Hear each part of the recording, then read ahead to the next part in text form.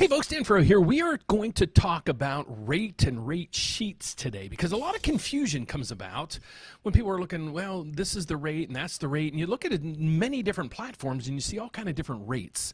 So I really want to explain to you guys how rates work and what affects them, and that's what we're going to talk about in today's video.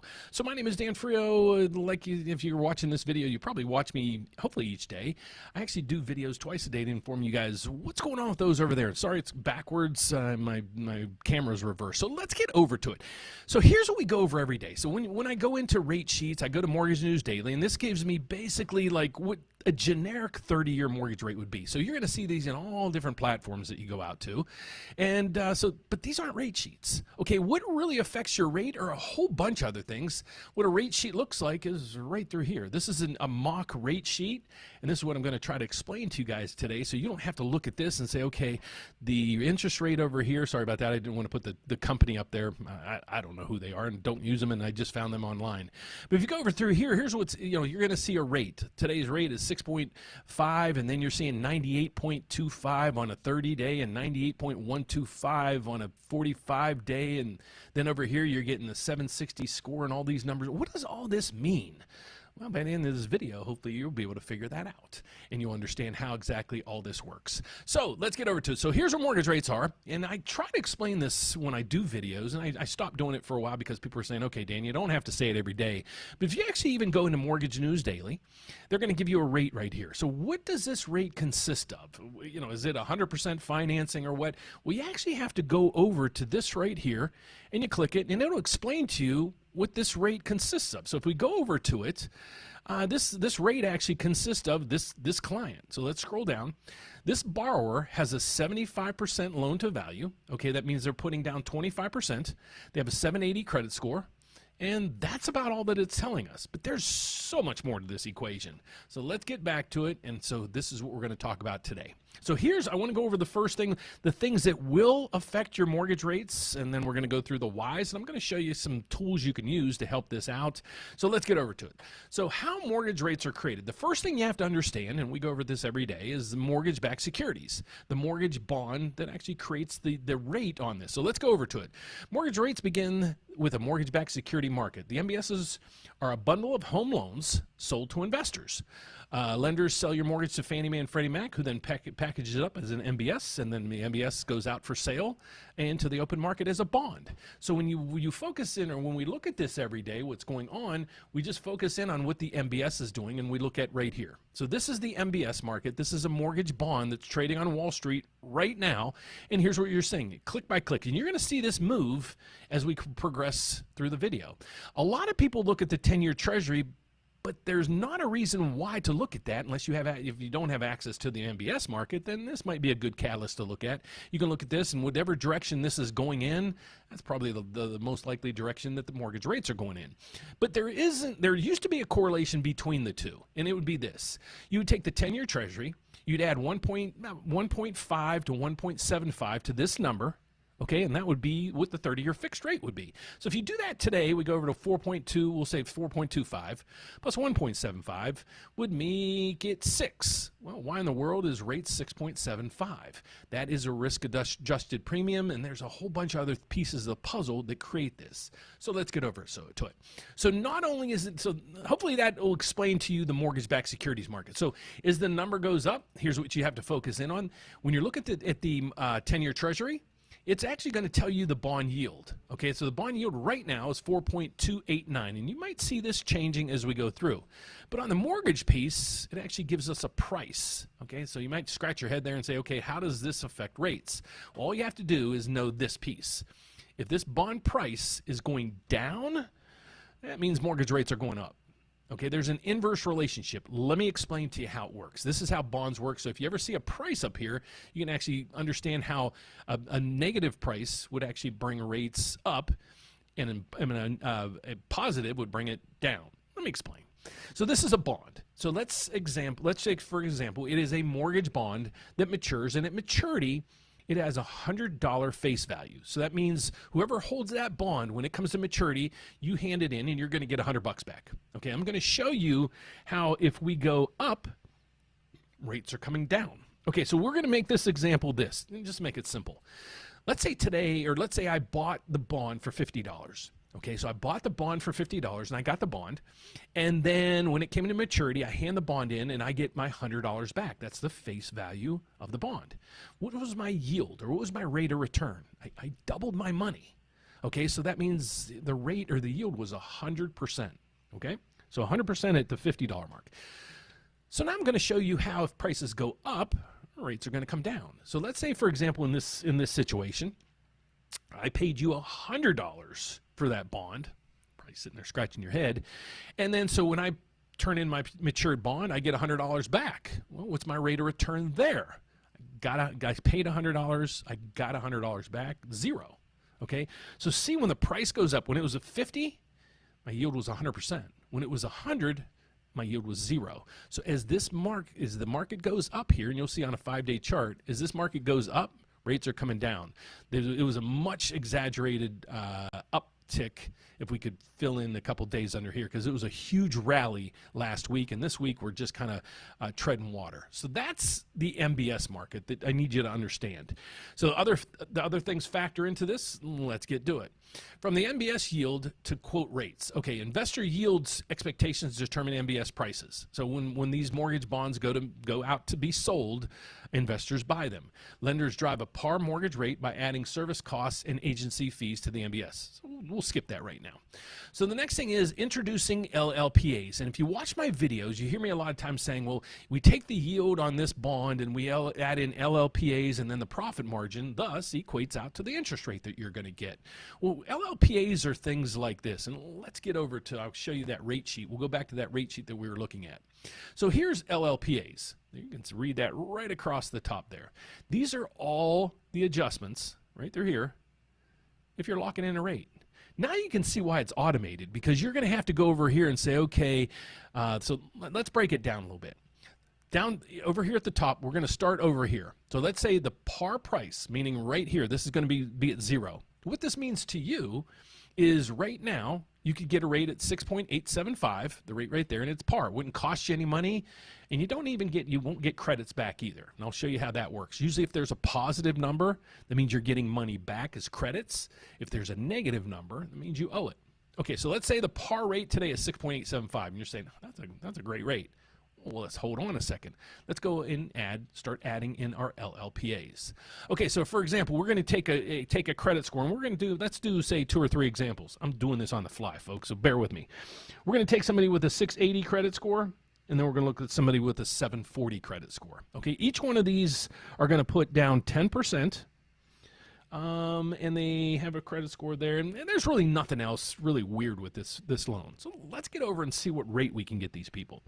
So at a 680 per credit score, you're seeing it right through here. Now we have to move over to this section. This is going to be your credit score hits, and then your LLPA, loan level price adjustments. So this is your price adjustments for your credit score. This is price adjustments for everything else. That's why a lot of times when you hear me talk, I'll say, well, the price on that one is, and the reason why I do that is we talk price as our lingo in the industry. So that's what we're seeing through here. So let's get over to it. So right now, this person has a 680 credit score, so they'd be right through here. They're going 10% down, so they'd be all the way over here. They can't go 10% down in this category, on this rate sheet. You can, but let's get over to it. So let's just say in this one, it's an 85% loan to value. So they're putting down 15%. Okay, so let's make sure we make that adjustment. Okay, so they're putting 15% down. So this 680 person has a 3.625 hit for their score. Now let's go down to see if there's anything else they're looking to purchase. If we go over to that, there is no hit for the purchase. So let's just say they're going with the purchase right now. All right, so what this means now is we had a 3.625 hit. Well, now we got to go back over here and we got to bring this all the way down to 3.625. Because that's the loan level price adjustment. So you have to take this price that you're getting right through here, 3.625, move it over to here and start putting it into this number to bring this number back to 100%. So we go over here, and this is a deduction. So 3.625, it's going to be all the way down to, so this person, instead of getting 6.875, as they were expected before you put in the adjustments, now the rate is 8.375. Okay, so see the differences here. Now let's just say another example. Let's take now this to a 740 credit score. So let's take the same adjustments. And again, we'll use 15% down. 740 credit score. You go over to the 85% LTV. Now we have 2.375 is the negative. And again, we're going to say there's no other adjustments down through here. So you're going to go over here, sit at the par rate. Now you're going to have to go to 2.3. So this person would get 7.75. So that's how it works on your credit score. That's just the differences on credit score only. Now let's get down to some of these other things. I'm not sure if you can see this on your screen or your TV. So let me see if I can open this up a little bit more to make it, okay, so that's about as big as I can get it. So now let's do a scenario. I have a lot of people calling in for cash out refinances. Okay, so there's different ways you can refinance your mortgage if you're looking at refinancing or if you're looking at purchases. Well, let's just first go over a purchase transaction because most of you probably are watching this for a purchase. So let's say, for example, you have, and you're like, Dan, I am fantastic. I have a 780 credit score. I'm putting down 10%, and I'm buying a 4-unit building. Okay. Well, it is possible to do that. So let's get over to this. Okay, the first thing we're going to go over here and say this is going to be a 780 credit score, so it's all the way out the roof, so that's okay. Going to go over to 90% LTV. Now, again, this is the rate sheet for this bank. This isn't very common what I'm seeing right through here. So the 760 credit score at 90 LTV, because they're putting 20% or 10% down, is 4.25%. Holy shnikes. Okay, so now they're buying a 4-unit. So now we got to go all the way down here and start making these adjustments, if anything. So this is saying a 4-unit building. Now I've got to take a 0.5% or 0.5 off of that as well. So I have to add 0.5 to the 4.25. Now I'm at 4.75 in adjustments. Okay, so this person would be looking up here as par. Now we have to roll all the way down to 4.75. So instead of getting a rate at 6.875, their rate would be 8.875. That's how detrimental all these adjustments are. So this is why, in most cases, when you're working with me, I'll ask you a multitude of questions. I need to know what your credit scores are.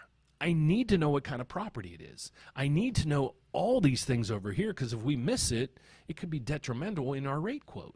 So a lot of times somebody will come to me and say, hey, Dan, I got a rate quote. And I was actually watching one of the crash people yesterday, and I don't know why, but the guy was on there, and he's talking to his audience, and he said, yeah, I'm looking at buying a house right now, and I got a quote yesterday on an FHA loan at 5.25%. 5.25%. I'm like, dude, it ain't possible. You go over here, when you start seeing FHAs or you start getting a rate that's way off of this, there's going to be a problem. They might have missed something, because if you go back to this, you can easily miss an adjustment. So let's say, for example, I'm like, I went over to your credit score, and I was in this situation. I'm like, okay, you got the 780 credit score, and you're putting 10% down. You know, we do have an adjustment, but we miss an adjustment down here. Let's say, for example, where's a big one that we can pull out here? Your credit scores are usually the biggest hit that you're going to see. But like in this case, you might have an adjustment because the loan amount is under $150,000. This bank is hitting you 0.75 to the price over through here for that. So let's look at another one. Here's where it really gets tough. If you're looking for a cash out on a condo with low scores. Okay, so let's go over that scenario for you. So we're going to go up through here. Let's say the person has a 720 credit score. They're looking to go 80% cash out, and it's a condo. Okay, so let's see how bad these rates are going to be. Again, we'll start up here. The start rate is 6.875. There's always a start rate. Okay, and that's why a lot of times when people come to me and they're like, oh, Dan, I'm getting a rate at 6.25. I'm like, dude, you can't get a rate at 6.25. It's not even on the board. So that's for another time. So let's go back with this. We got a 720 credit score at 80%. So let's go across the board at 720. So my hits are 1.375 just for my score, 1.375. Then we're going to go down here. This is a cash out. We're going to go all the way up to 80%. So that number right there through there is 0.75. 0.75.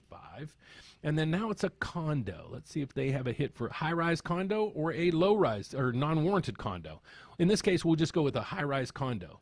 There's another 0.625 to add to that. I can't even do the math on this one. Let's say, is there anything else there? Cash out reserves, rate and term. Okay, so now what is our adjustments? I got to get my handy calculator out for this one.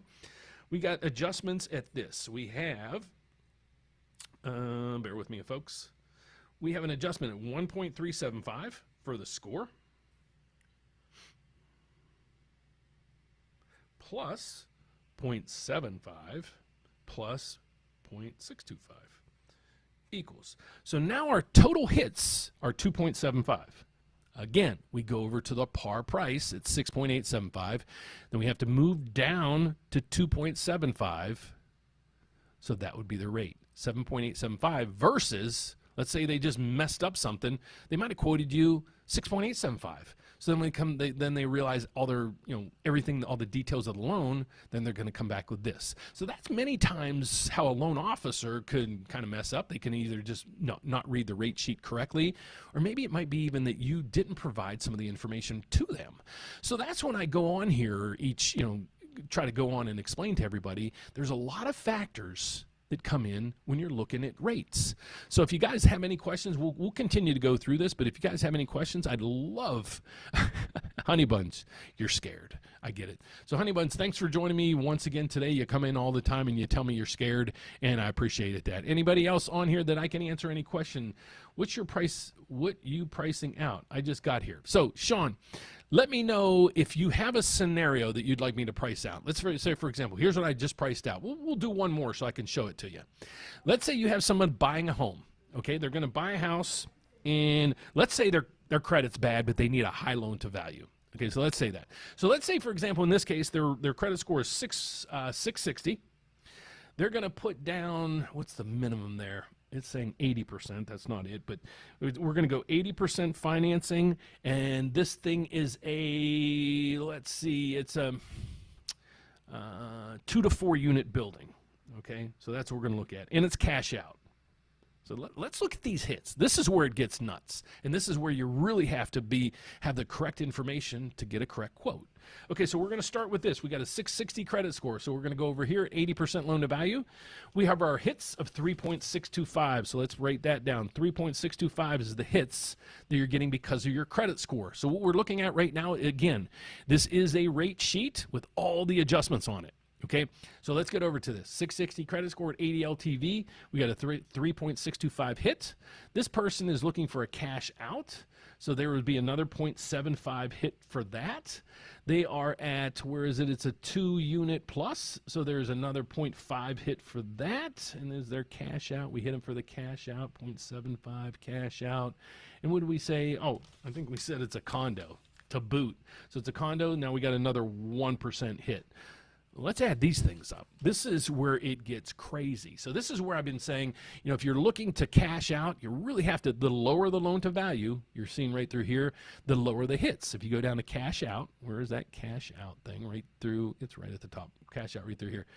You can see going from 70 LTV to a 75 LTV right through here. There's a 0.5 point difference to the cost, not the rate. So there's always things when we talk rate or we talk the price or the cost for that. That's the differences that you're going to see here.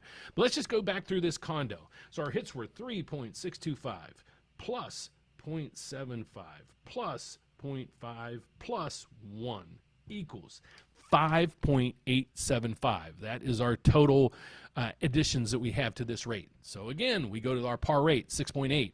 We have to go to 5.875 down here. The cash out rate, even though today's rate is 6.875, if you're in that scenario, you're looking for cash out, your rate would be 9.5.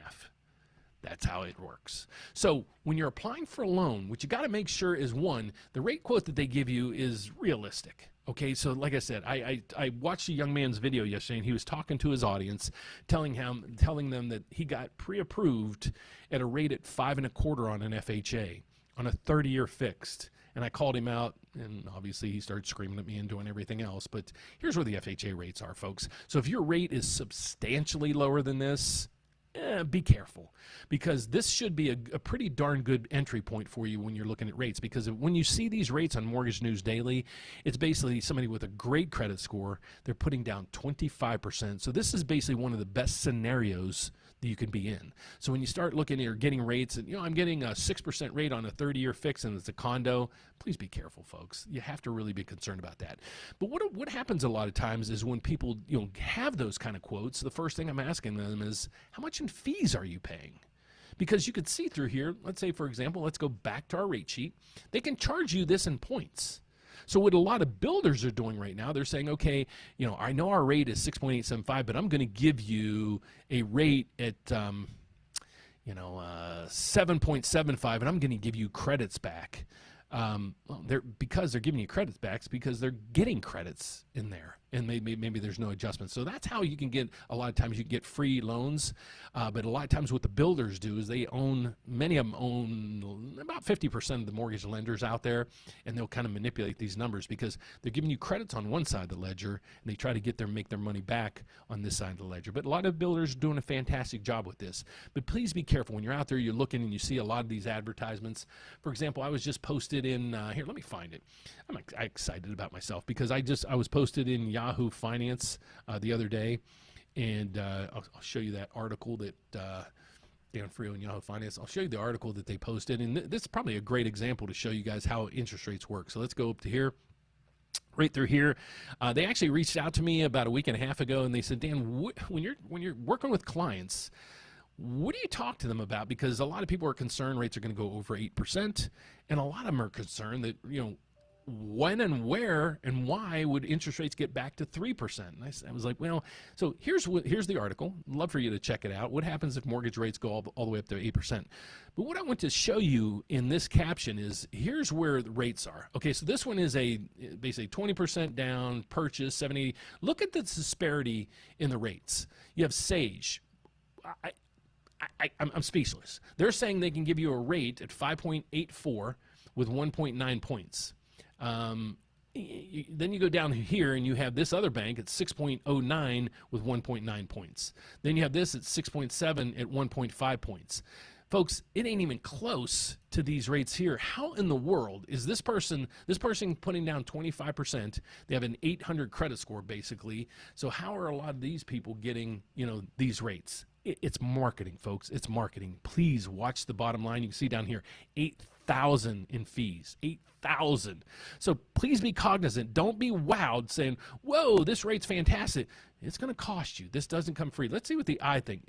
360 equal payments. I'd love to know what the fine line is on there, but I'm not going to waste my time going through there. So let's go down through here. They were talking about, what happens if mortgage rates go up to 8%?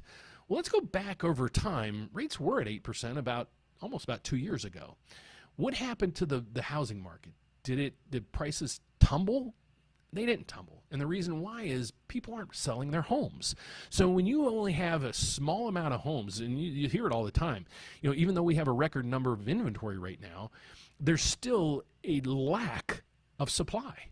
A huge lack of supply. So unless you have a robust increase in inventory, house prices don't have the ability to crash. Now you're going to have areas such as Austin, some parts of California and Florida that are going to have massive amounts of probably homes coming to the market. You might even have areas where they got hit by a hurricane that still hasn't even been fixed yet. So there's a lot of reasons for a lot of these areas to being depleted right now. But just be careful out there. If you're looking to buy a house, please make sure you reach out to us and get pre-approved, and also work with a realtor in your area that really knows the area. But if you go over here, they asked me the question that says, are you still having people ask about the 3% rates?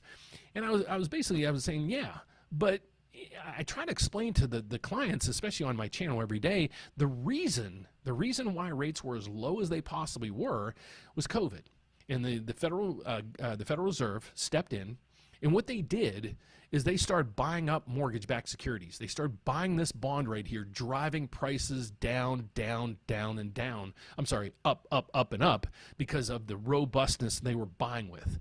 As they jacked those prices up, rates hit like 2% back in 2020.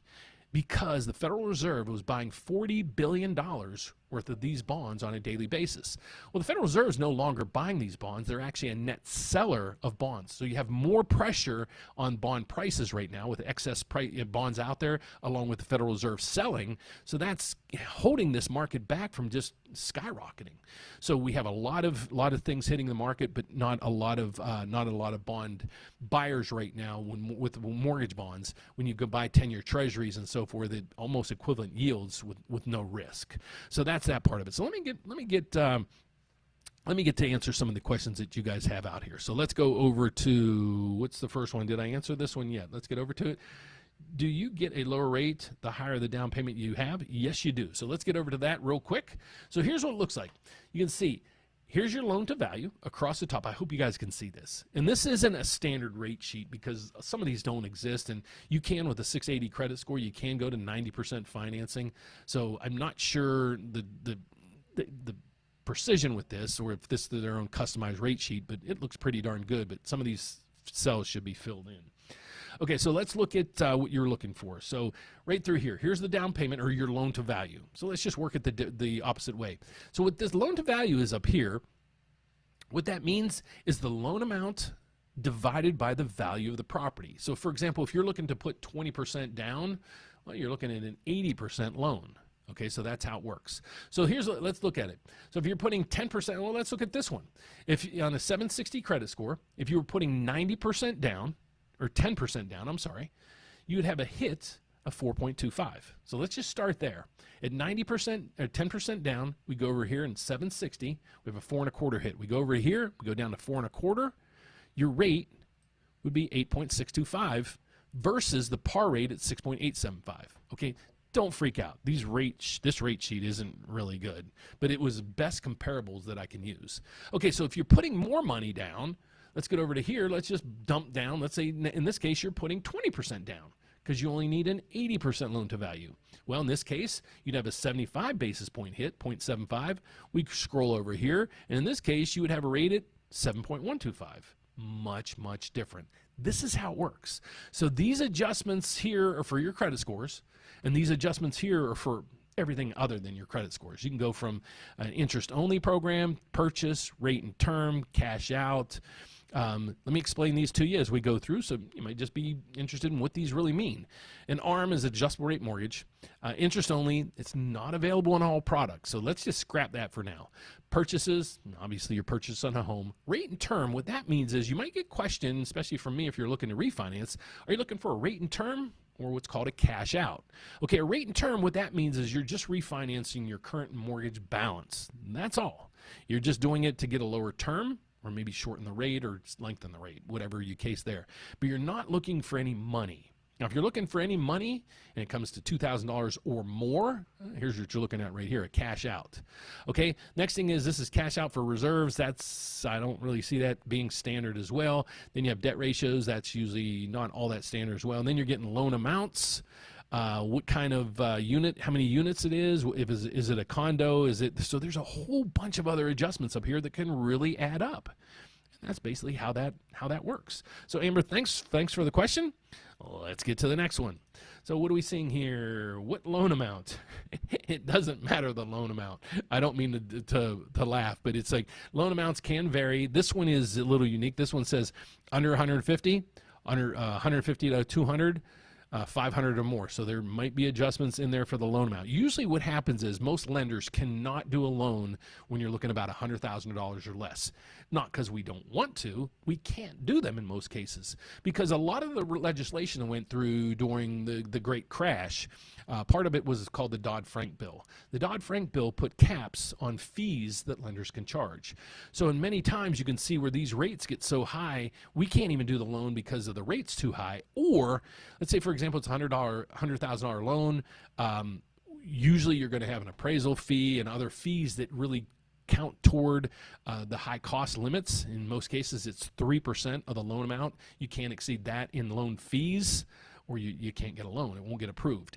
So that's why in most cases you can't get a loan for $100,000 or less. So that's why that kicks into play a lot of times.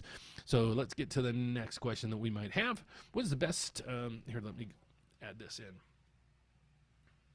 What is the best strategy to get a good rate doing a construction loan, or a good way to structure it?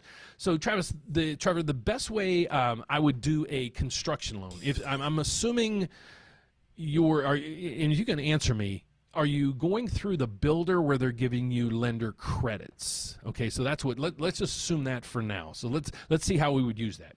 So let's say, for example, you were going with your lender, your preferred lender, and they're giving you $10,000 in credits. Okay, so what you're going to do is go over through here. The first thing I would do is I would use my costs, or my fees, or my credits, to pay all the fees that you're going to get hit for. Okay, let's get to Trevor. Let me get out of there so you guys can see me. So we ended with Trevor. All right. Hold on. We'll answer your question. I just wanted to figure out where I'm going to leave off at. Okay.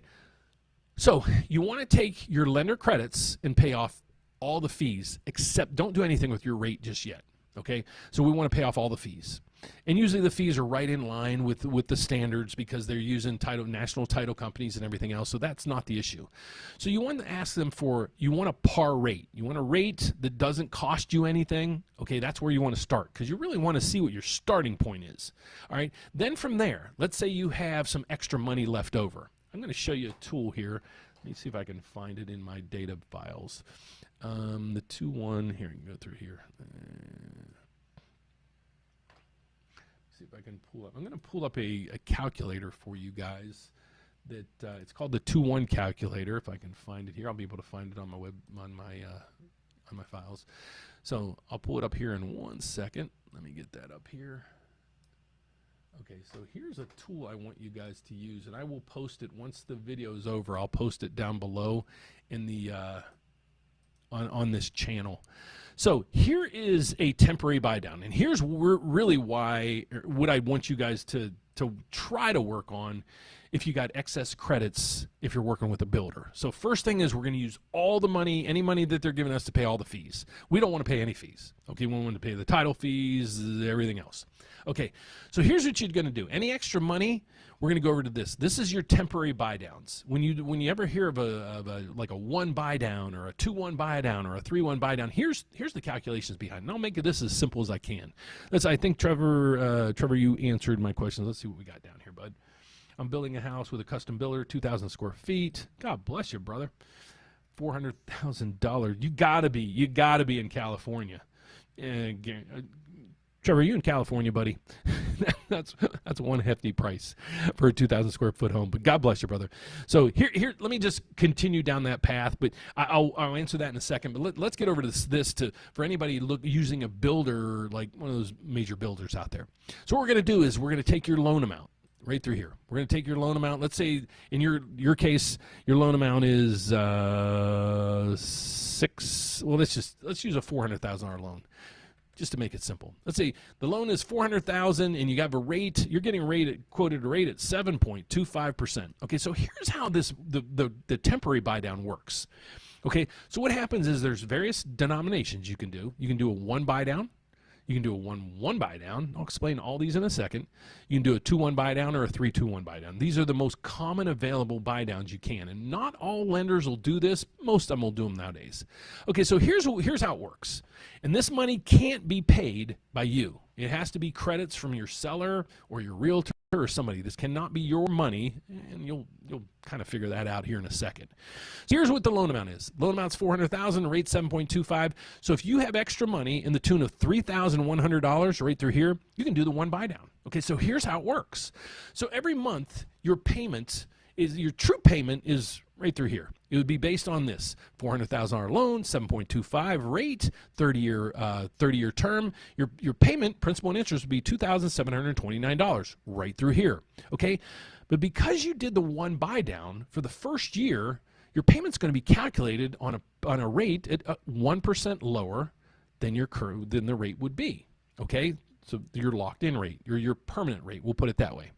So here's what that payment's going to be: $2,463. Okay, for a difference of $266 a month. So here's how this works. We're going to set aside $3,190 in an escrow account. Okay, every month, $266 is going to come out of here to subsidize your payment. Okay, so, well, after 1 year, after 12 payments, all the money's gone. So you've had that lower payment for 1 year. So that's how this works. If you want a 1-1 buy down, kind of works the same way. If you want a 2-1 buy down, it's basically the same concept, but year one, you're 2% lower than the permanent rate. Year two, you're 1% lower. That's the 2-1. And then here's the adjustments. So you'd have to have $9,429 set aside in escrow to basically subsidize your payments over a 2-year time frame, and then all the money would be used up. Now, here's the benefit of this. Let's say, for example, you did this right through here, but in 6 months, mortgage rates dropped, and you're like, well, I can refinance, and don't forget that your real rate is 7.25. So even though you're paying this lower rate, don't make that the end all beat all. And here I'll explain why. Let's say, for example, now you can refinance at 6.5 or 6.25 or something like that. Well, here's the benefit of this. You might want to ride that out, but if you refinance it fairly quick, you're going to have a lot of this money left over because you're only going to deplete this by how many months you make payments and how many months it's going to have to be subsidized. So let's say, for example, you did a 2-1 buy down. After 6 months, you're like, okay, rates came down, I can refinance. Well, here's what you're going to have left over. You're going to have half of this left over because you only paid 6 months. So that's going to be $3,100 there. Then you're going to have $3,100 still remaining for the second year. So you're going to have $6,000 in credits that's either going to be applied to your payoff when we look to pay it off, or you might even get it back as a credit depending on how your lender works with these. You might even get a check back for this just because you didn't use up all the credits. That's how I would use my builder credits, and especially in today's market. Now, if we're in an environment where rates are stable or they're going up, I would just hold on to this as long as you can, or maybe even look to do a permanent buy down. But this is actually a good program if you know rates are coming down, as we know there are right now. So great question, and let's get over to your let me try to finish your question. Let's see, getting a loan from a bank, not the builder. Trevor, I would love to be able to give you a quote, my friend. So let's see. I think you said Utah. Okay, Utah. So you're out in the high rent district. Okay, so God bless you, brother. What I'd like you to do is, if you could reach out to me after this video. Let me see if I can post my information up there. Just shoot me an email if you would.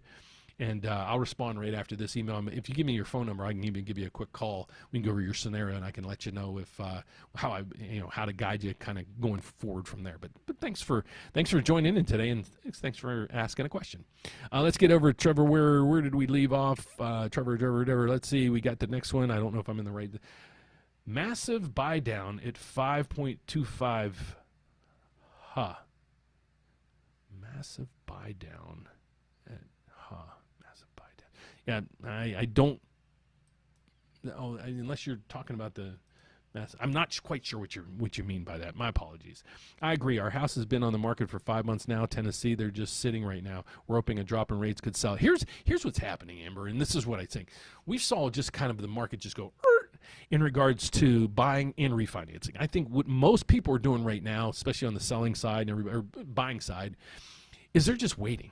I mean, we're seeing that here on our end. When rates hit when was it? The beginning of the year, I think they were down quite a bit. It was going crazy. Then all of a sudden there was a jump in rate and the phones just stopped. And I've talked to other brokers, lenders, and so forth, and they were like, it was like 3 weeks ago, we're all calling each other. It was like, dude, your phone on? Because it was like there was just no activity in the markets. But you'll see, I think everybody's just on hold right now.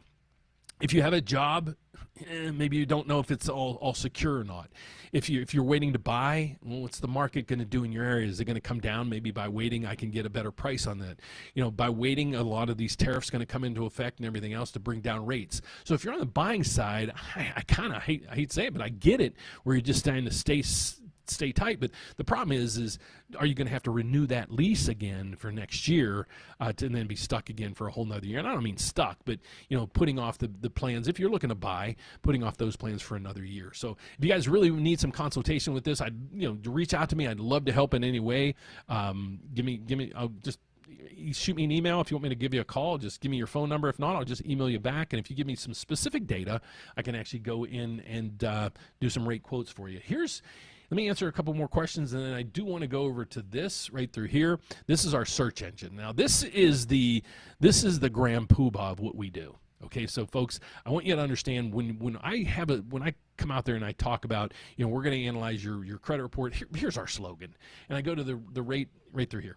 I said, our slogan at the rate update is this: one application, one credit pool. We're going to shop your loan to over 30 different lenders. Now, let me just give you a sneak peek on how we do this. So let's get over to here. I'm just going to run one scenario through here. Let me see if there's any other questions that we can answer while we're through here before I go here. Let's see what we got. We have our next house already under contract. Would you suggest we lock in right now or wait? I would reach out to me and make sure you get a rate quote or a best quote, and then we can work on locking you in. No, I would. It depends. I don't like floating into weekends, especially when we don't know what tariffs and tax bills and all that are going to do. I would, I'll put it this way: whatever your lender would suggest. If you're working with me, I'd love to consult you with all these things. Right now, I locked in some people yesterday before there was a little bump in rates. Here, let's go to a two-day chart. Yesterday, right when this jumped, right in the morning, and we went throughout the day, I was locking people in because I'm like, we got a nice reprieve. Again, as this number goes up, rates come down. So yesterday I was locking people in. Now we're down just a little bit on the day. I might be just sitting on this is a 10-year treasury. My apologies. Let's go to a two-day chart. Right through here yesterday. Oh, I'm sorry. I locked people right through here yesterday before the markets really gave anything back, and then we're down here right now. So let's look at a 5-day chart. Really, rates aren't doing much of anything. So if I'm going into this, I'd be floating most likely into the weekend. But tomorrow we're going to get some news on the employment numbers, how that comes out. That will be, if it comes in as bad as the ADP numbers today, there might even be a rate cut next at the next meeting, even though there's not supposed to be.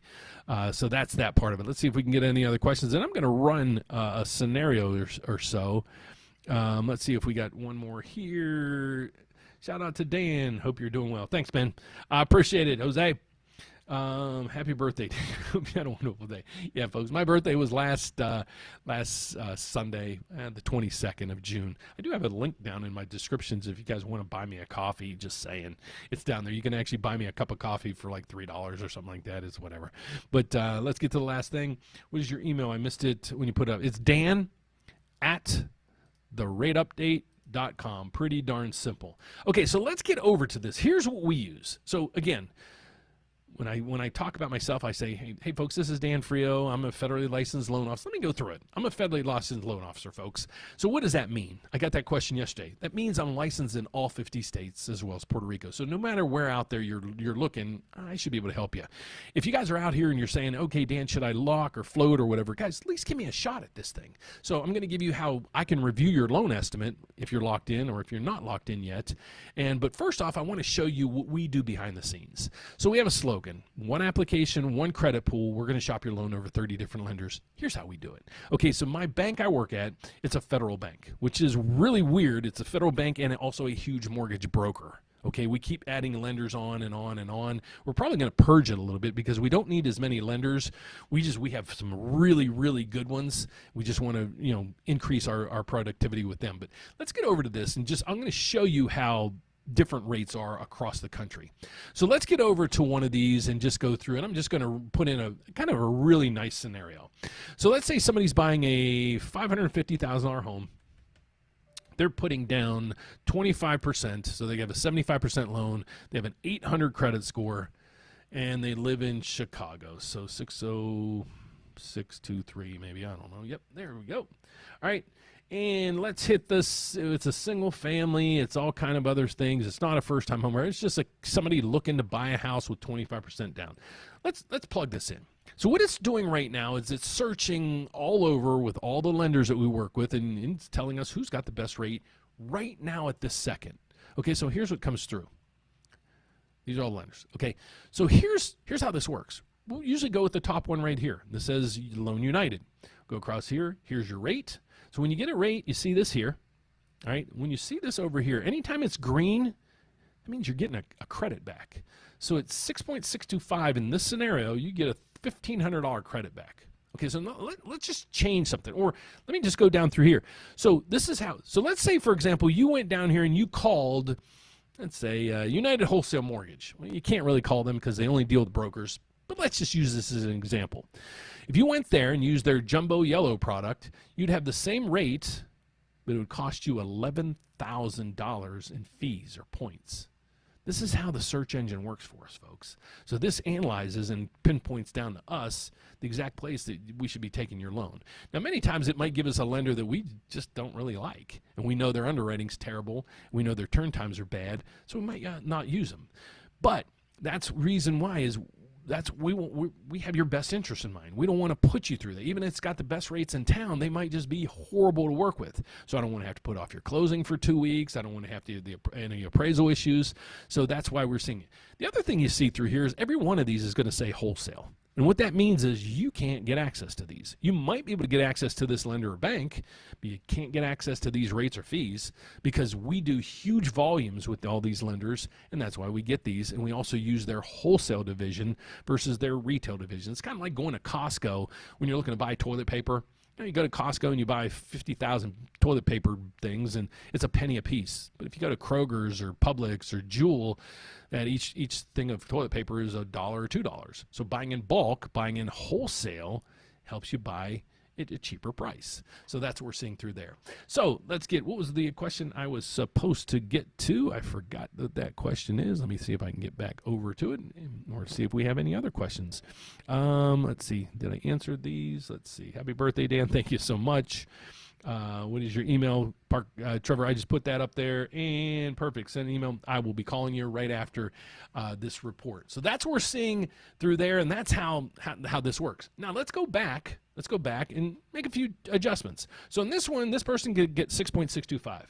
Now let's do this. Let's say this person now has a 680 credit score, and they're only going to put down 5%. So they're getting a 95% loan to value.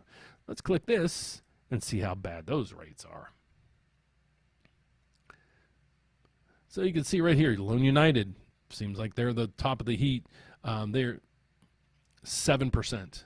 Okay, that's a pretty big variance from where we were previously. So these are why we really need all your information. So now let's really break down all the pieces of this puzzle when it comes down to that mortgage rate. Okay, so now we're starting to understand a lot of these.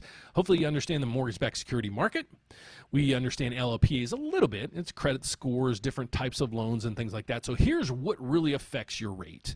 Your credit score, loan to value, occupancy type, loan purpose, and property type. Hopefully we're able to kind of explain all those to you.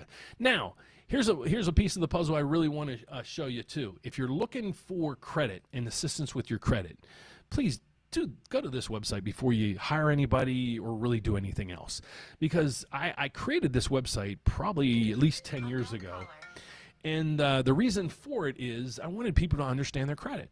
Okay, so I actually created this website, and I try to make this as much stuff on here as free as I can, because folks, I'm tight with my money, probably as tight as you guys are out there. So when I'm looking at my credit scores, a lot of people don't understand basically how credit scores work. So go to this website and just look at the fundamentals of it. But this one is going to say, it actually says free credit scores, and it is a free credit score system. But I got to explain to you how this works. Okay, so if you go here, it's going to be Credit Karma. I switch from Credit Karma to Credit Sesame, back and forth. If you don't have this system, please get it. Just click right through here and see my scores. But what you have to understand, these aren't the real scores that lenders use when you're applying for a mortgage or a car loan or things like this. But this is a good entry point. At least gives you some credit scores. They're called your Vantage score. The scoring system you really want to know when you're applying for a car or a home loan, you need to know your FICO score. So if you go to this system, go ahead and subscribe for it, but don't add any bells and whistles. Make it completely free. Don't pay for any of the charged features. If you really want to pay for something, what I'd suggest is getting your FICO important score you have, because it's what lenders use, insurance companies use. If you're applying for a credit card, it's what they use. You can get that right through here. It's called Credit Scores and More, or True Credit Scores. It's going to go to My FICO. Hopefully it'll go to My FICO.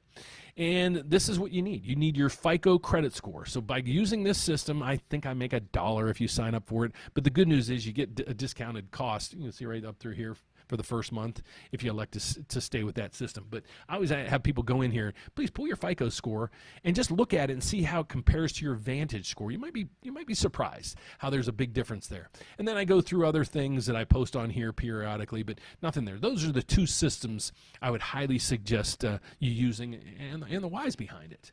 So that should, unless you guys have any other questions, let's just go through where we are for today. Mortgage rates, they popped a little bit today. They're up 6 basis points. The MBSs are down 10. Here's the weird thing is the MBSs were up or down 10 yesterday, and there was no adjustment to rates, and now they're down 10 today, and the rates are adjusting. So I think banks are finally just saying, okay, rates are going to maybe move up a little bit. I don't think this will be long-lived because there's a lot of good data coming down the pike. For the economic calendar, what we have for tomorrow is, and the reason why I'm doing this, folks, all this plays a role in all this because the Federal Reserve, the economic news that we get, the economy, our federal deficit, all this plays a role in these things. So some of the biggest things that we're focusing in on right now is right through here. This is what the Federal Reserve watches. Okay, so the number we're getting tomorrow, right here. Okay, the unemployment rate. The numbers that we got today were dismal when it comes to ADP. So here's what the Federal Reserve. I want you to understand this sheet right here that we're looking at. So what we look at a daily basis is the federal funds rate. This is the rate the Federal Reserve actually sets and controls.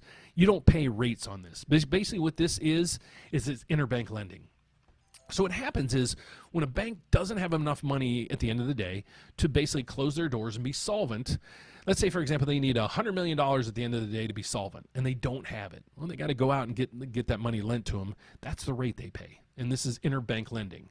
But when the banks, their costs go up, well, they're going to increase their cost to us. So when this goes up, usually short-term loans go up, like car loans, credit cards, and things like that. As this comes down, you'll see a lot of those come down as well. But the bad thing is also your savings account yields and stuff will go down. But what they're focusing on is they're saying, okay, we want to really pay attention to the inflation and the unemployment rate because this is their mandate. They were created to keep these two in check. Right now, the inflation that they monitor is at 2.3. It upticked just a little bit last time. Folks, I know I keep telling you guys, as soon as the housing data really catches up with this number, you will see this number at 2% or lower. I promise you on that one.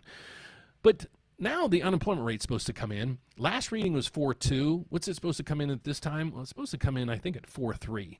So if there's an uptick in the jobs report, but look at this report over here. This is ADP, and I think the markets really didn't move that much on this. It initially did at the get-go. But this number is a huge miss. ADP, they came out and they actually had to revise their last reading number because it was wrong. They said there was going to be about 100,000 new jobs created this cycle. There was negative 33.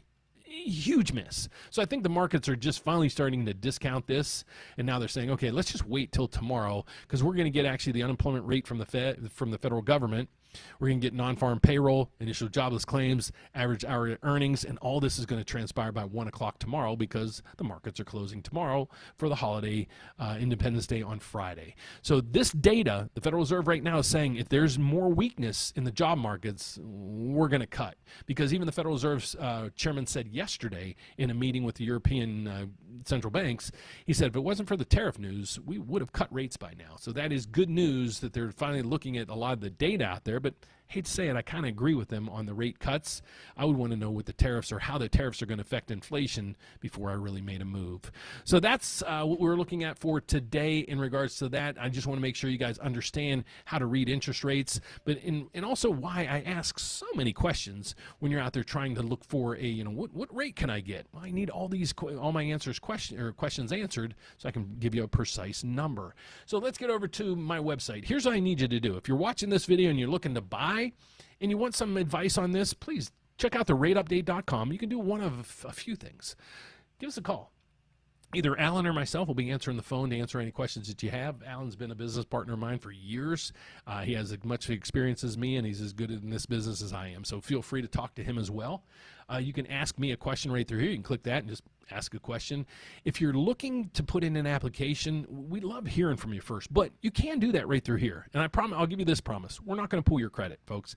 It's going to cost us about $200 to pull your credit. So please, when we give you a call to go over your consultation, please answer the phone because I need to know your story. I need to know, what your credit scores are, what you're looking to do, how much money you're putting down, and so forth. If you're a new home buyer, check out this video right through here. We have a new investor that came on board 2 weeks ago that's given $7,000 away, or up to $7,000 away if you're looking to buy a home. Now, there is income requirements for this, so I'm going to walk you right through it in this video, and I'll even give you a link to the map that you go in and you plug in your address, plug in your income, and it'll say, yeah, you qualify or you don't qualify. So that's one piece of the puzzle. We did add a tool up here. It's called the loan estimate. And this is where a lot of you guys are asking, hey, Dan, should I lock in? Well, please do me a favor. I'll give you my advice, but once you lock in, do me a favor and go here and upload it. Let me review it and see if I can get you a lower rate, maybe lower fees. So that's what you can do right through there with a loan estimate review button. But if you're a home owner right now and you're looking to refinance, I also have another tool for you guys, and it's up here saying refinance. What this does is so many people missed. Every time the rates came down, they kept missing the opportunity to refinance. They're like, man, rates went down to 6.25 and I'm at 8, and then they spiked back up to 7 something. So if you don't want to miss it again, check out this one. What this is going to do is you're just going to give me your information on your current mortgage. What's the rate? What's the loan amount? And so forth. What rate do you want to refinance? Now, if you're at 8.25, folks, don't put in 6. You could save a lot of money at 7.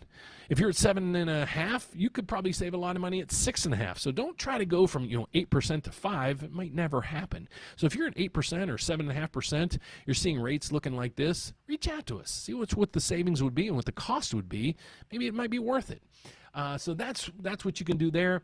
And so basically that is our report for today. So hopefully you can find some value in here. We also have a bunch of mortgage calculators up here to help you out if you're trying to figure out some numbers. But other than that, if you guys have any other questions, I'd love to answer anything else that you have.